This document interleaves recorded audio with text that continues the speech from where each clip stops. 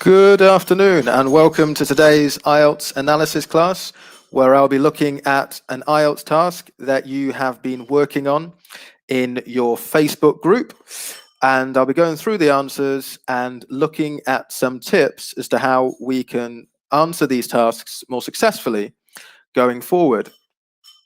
So hello to all of those of you who are watching this live today. Welcome to the class, and also welcome to those who are watching this afterwards. If you are watching this live, then as usual, please say hello, let me know that you're there, and we can suggest some answers as well. If you think you know the answers to these questions, then let me know, and feel free to share them in the chat box. Excuse me, slight cold today, sorry. Okay, so we were looking at a listening task. As I said, that was the focus of the IELTS practice on this occasion. And there were 4 questions that you were supposed to answer. They were based around multiple choice questions. And the key is here to, first of all, to make sure that you're really clear about the instructions. So you have to make sure that you are clear about the instructions before you begin listening, because then you know what it is that you are listening for. So that's the first tip. Make sure that you're really clear on the instructions. So hello, Winifred and Sarah. Thank you for dropping in today. Great to see you. And let's have a quick look then at the questions, just so we can be really clear as to exactly what it is that we are listening for.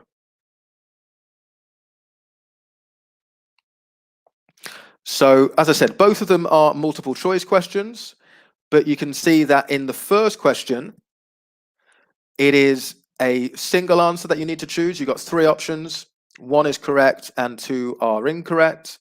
Whereas in questions 4 to 6, you have to choose 3 letters from A to G.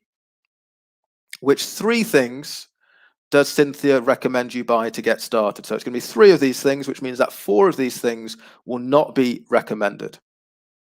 So we have to listen really carefully here, because with this being the IELTS exam, we can expect that these items maybe will be mentioned, but they will not necessarily be recommended. And that is the key. What does she recommend? So it's not just which 3 things does she mention, but which 3 things does she recommend you buy to get started. So make sure that you do use your time before listening to be really clear about the question. And that's particularly crucial for questions 4 to 6. If we go back to question 3, where does the term whitewater canoeing come from? Forward. And we look at the options. So a type of river that is chosen, is that where it comes from? Does it come from the effect of the paddles on the water? Or does it come from the speed at which the boat travels? So 3 separate options here. We have to listen carefully to decide which one is correct. So for those of you who have listened, feel free to share what you think the correct answer is. Is it A, B, or C? And hello to those who've just joined the class. Hello to Sonny. Hello to Alice and Bert. Thanks for saying hi. And let's listen then. So we'll listen to each track separately. This is going to be the first time in this class that I've shared audio. So if there's any issues in hearing the audio, please let me know. Hopefully there won't be. So let's listen to the first track. Track 14. Okay, so this is going to be to answer question 3. So is it A, B, or C? Track 14. A lot of people may be familiar with what I call recreational canoeing. That's where you take a canoe out onto a nice calm river with a picnic and have a relaxing time. But if you're doing whitewater canoeing, then you're doing something very different. Whitewater canoeing actually gets its name from the fact that when you do it, you've got to be paddling very rapidly through the water. And when you're doing that, you make a lot of froth and bubbles, and the water looks white. Okay, so we've got our answer then to the first question. Anyone feel brave? Anyone want to suggest which option is correct? A, B, or C? The type of river, the effect of the paddles on the water, or the speed at which the boat travels? Where does the term whitewater canoeing come from? What do we think? Any suggestions? I hope you could all hear the audio clearly there. Okay, well, the answer is, in fact, B. Okay, it is B, and we can hear the specific words she uses to indicate that it's B. And let's just go and check on that. So we want to be really clear about this. We need the details. So let's just listen to the specific words. Canoeing actually gets its name from the fact that when you do it, you've got to be paddling very rapidly through the water.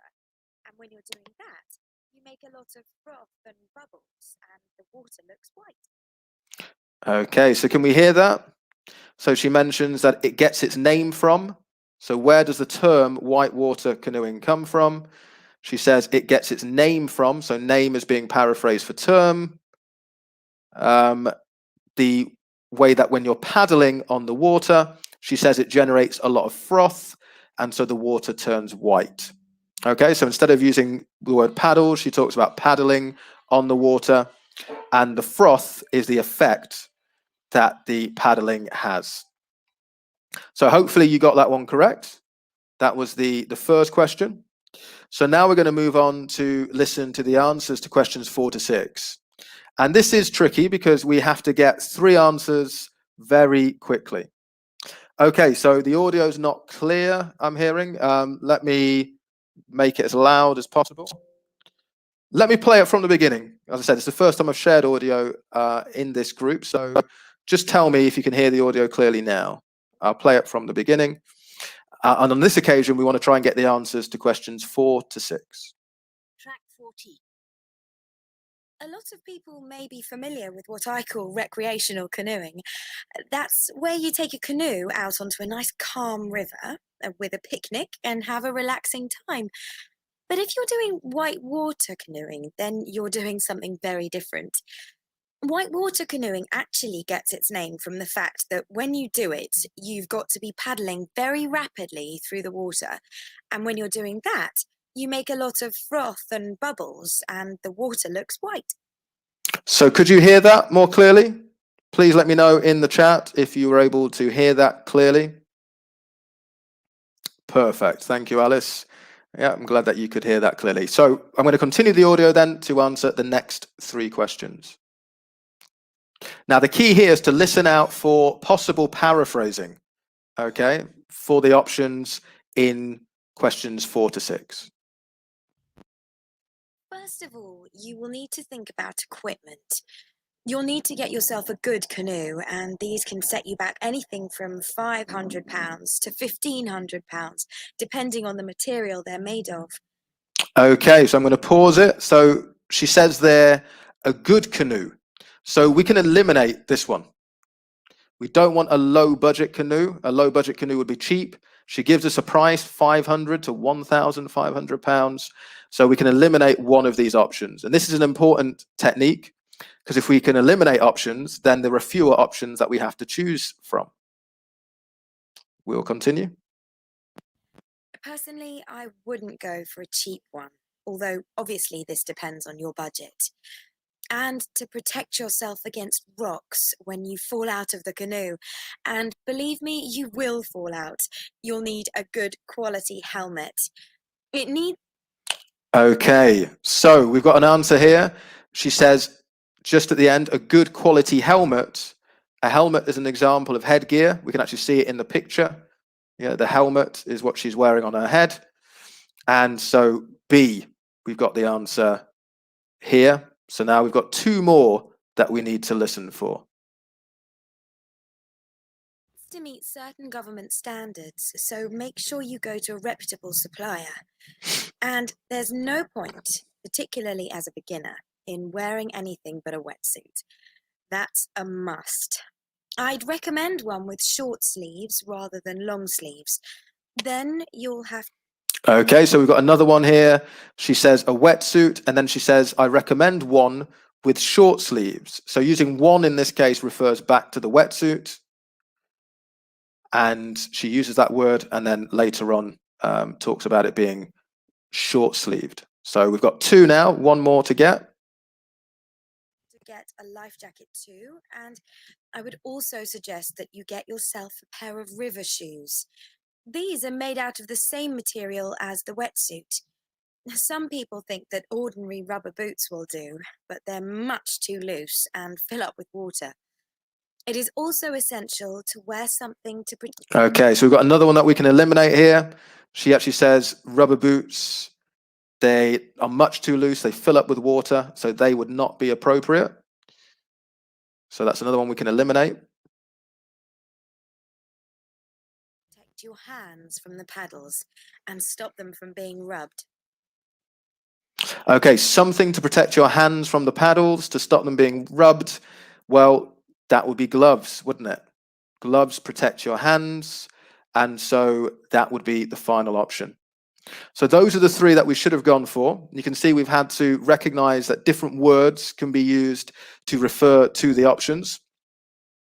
And that was the case with certainly the final option there, referring to gloves. So if you made any mistakes there, do listen again and do check.